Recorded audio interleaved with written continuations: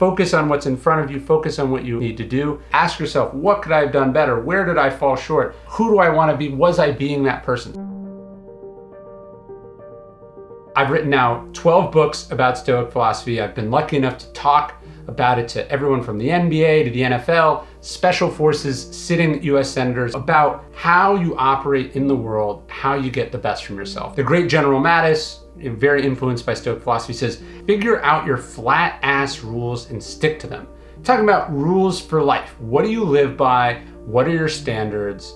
And really that's what Stoicism has been for thousands of years. Here are 10 of the best Stoic rules, 10 commandments, if you will, that if you follow will make you a better, wiser, healthier, and happier person. This comes to us from Epictetus. He says it's the chief task of life, which is focus on what you control. Is it up to me? Is it not up to me? If it is up to you, it gets 100%. If it's not up to me, it gets 0%. We focus on what we control because that's where our energy, effort, and emotions actually make a difference. Seek out challenges. Do one thing every day that scares you, as the cliche goes. We become better for what we struggle with, just as the way you have to lift weights to get stronger. Seek out challenges, tackle hard things, push yourself. If you want to write a mighty book, Ralph Ellison says, choose a mighty theme. Challenge yourself, that's how you get better. Don't run away from challenges, run towards challenges. Well begun is half done, as they say, so own the morning. If you want to have a good day, have a good morning. If you want to have a good life, have a good day. So it all comes back to how you start the day, own the morning. There's a great passage in Marcus Aurelius where he's arguing with himself about getting up out of bed in the morning. And he says, look, were you meant to huddle under the covers and stay warm? He says, no, get to work, do what you got to do what you were put here on this earth to do, and do it early. Seneca says we suffer more in imagination than reality, and that gives us the next law, which is don't suffer imagined troubles.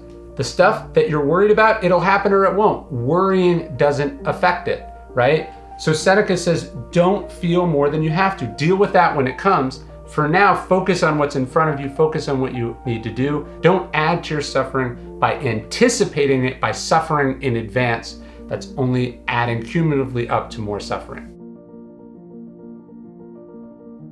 Epictetus says that every situation has two handles, and that's where this rule, actually adapted from Thomas Jefferson, comes from. He says, always grab the smooth handle.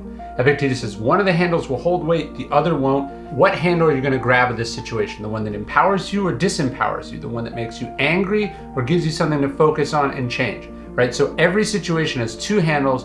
Which one are you going to grab? Grab the one that makes you better, that gives you something to do, that challenges you. Ignore the other handle. It's easy to get upset by things, which is why the Stoics say that we have the power to have no opinion. You can just think nothing about something. If you didn't know it existed, you wouldn't have an opinion. Now that you know it exists, great. But you don't have to say it's positive, it's negative. You don't have to say it's anything. It just is. Seeing things objectively, withdrawing judgments from them is really important. As Epictetus says, it's not things that upset us, it's our opinion about things. We control our opinions.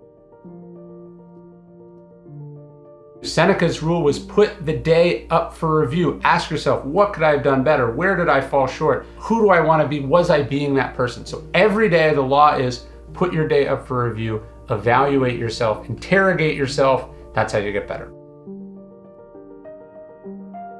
The next is a question from Marcus Aurelius. He says, ask yourself in every moment, is this essential?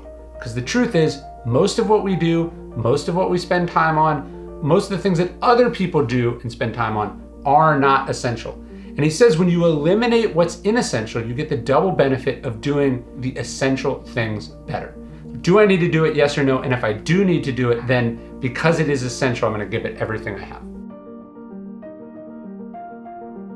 You have to find a way to love everything that happens. This is the Stoic idea of Amor Fati. The Stoics aren't resigned to what happens. It's more than that. They embrace it. They say, this isn't something I have to do. It's something I get to do. This isn't something that happened to me. It's something that happened for me. Marcus Aurelius says, everything you throw on top of a fire becomes fuel for the fire. That's what the idea of Amor Fati is. They embrace, they love everything that happens because they know they can use it and they know that it's what destiny had in mind for them. Are you meditating on your mortality? I carry a coin in my pocket that says memento mori. You could leave life right now, Marcus Aurelius says. Life is short, don't waste time, don't focus on things that don't matter. Going through our life with a clear sense of our mortality is essential. I hope you like this video. I hope you subscribe. But what I really want you to subscribe to is our daily Stoic email. One bit of Stoic wisdom, totally for free to the largest community of Stoics ever in existence. You can sign up at dailystoic.com/email. There's no spam. You can unsubscribe at any time. I love sending it. I've sent it every day for the last 6 years, and I hope to see you there at dailystoic.com/email.